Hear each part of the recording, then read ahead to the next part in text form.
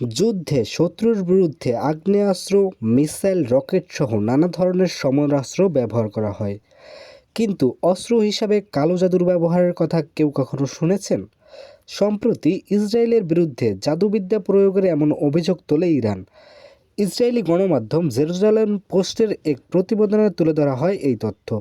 প্রতিবেদনে বলা হয়, 12 দিনের যুদ্ধে ইরানের বিরুদ্ধে অস্ত্র হিসেবে কালো জাদুর ব্যবহার করেছে ইসরায়েল।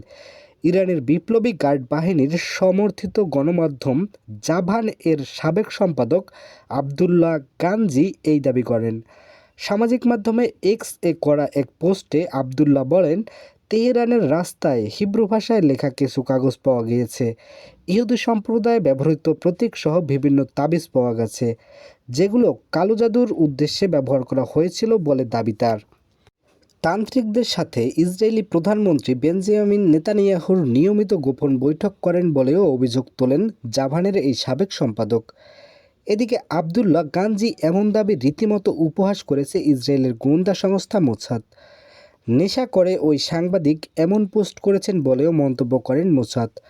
ভূতের ইমোজি দিয়ে ব্যঙ্গাত্মক অর্থে মোসাদের পোস্টটি শেয়ার করে ইসরায়েলি রাজনীতিবিদ ওয়ালিদ গাদবান।